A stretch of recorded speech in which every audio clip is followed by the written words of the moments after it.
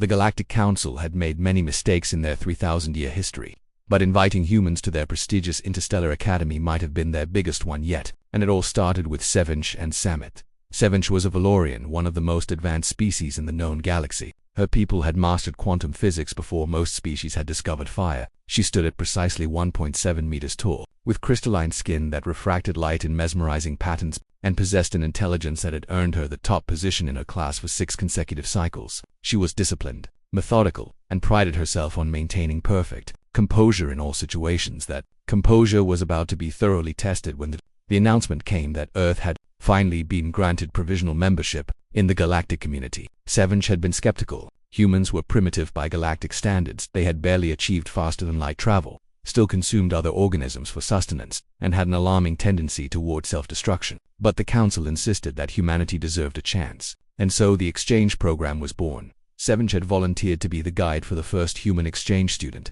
Confident in her ability to civilize whatever backward creature would arrive, she had studied Earth's cultures extensively, memorizing their various customs, languages, and social structures. She was prepared for an American, perhaps, or a Chinese student, maybe even a European. She was not prepared for Samith. The human arrived on a Tuesday morning. Station time. Sevinch waited at the docking bay with perfect posture, her greeting prepared in flawless English. The airlock hissed open, and out stepped the most chaotic presence she had ever encountered. Samith was tall for a human, with sun-bronzed skin, perpetually messy dark hair, and a grin that immediately set off alarm bells in Sevinch's highly analytical mind. He wore what she would later learn were board shorts, a sleeveless shirt with some sort of earth predator on it, and footwear he called thongs, though they bore no resemblance to the undergarments in her database. "Gedje, mate," Samith called out, his accent thick and incomprehensible. "You must be bloody hell. You're sparkly." "That's sick." Sevinch's translator struggled with his dialect. Sick registered as an illness. Was he insulting her? Complimenting her? She couldn't tell.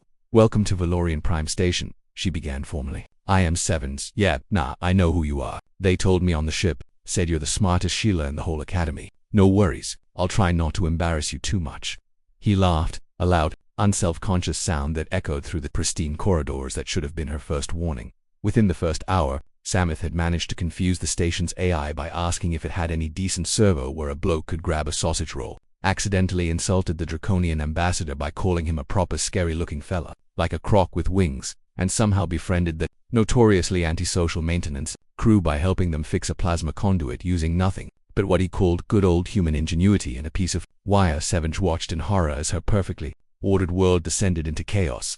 The real trouble began in advanced xenobiology class. Professor Carthex, a distinguished Zentari scholar with 17 PhDs, was lecturing on the impossibility of carbon-based life surviving in high-radiation environments. Samith raised his hand.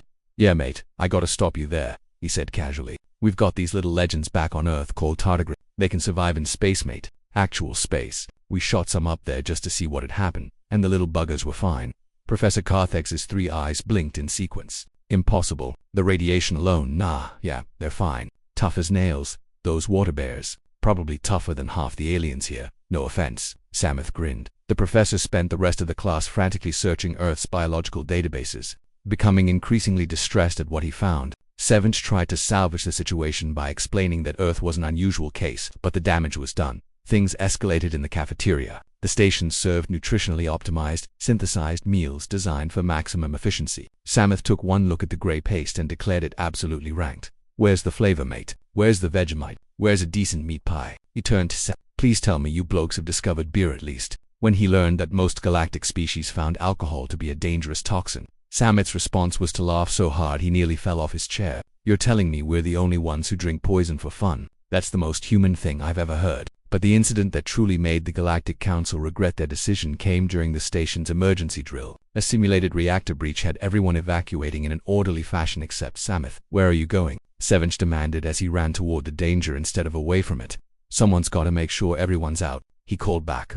"The station AI handles that." "Yeah, nah, can't trust a computer with lives, mate." Samith proceeded to run through the contaminated areas, checking every room, dragging out 3 students who had frozen in panic, and somehow managing to stabilize the fake reactor by hitting it with a wrench in just the right spot. When the drill ended, he emerged covered in harmless simulation smoke, grinning like he'd just won a sporting match. The safety instructor, a veteran of 6 actual space disasters, stood speechless. "That was... you were supposed to evacuate. You could have died." Samith shrugged. "Yeah, but I didn't, did I? She'll be right."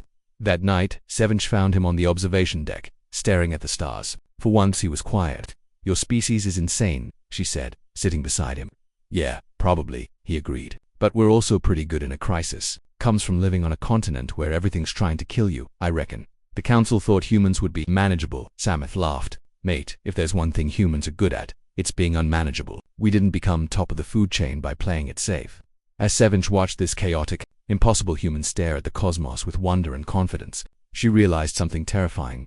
The galaxy wasn't ready for humanity, not because humans were primitive or dangerous, but because they were unpredictable, resilient, and absolutely refused to acknowledge when something was impossible. The Galactic Council had invited humans to join them, expecting to civilize them. Instead, they were about to learn what humanity, fuck yeah, really meant, and Sevench, despite herself, was starting to think the galaxy might be better for it.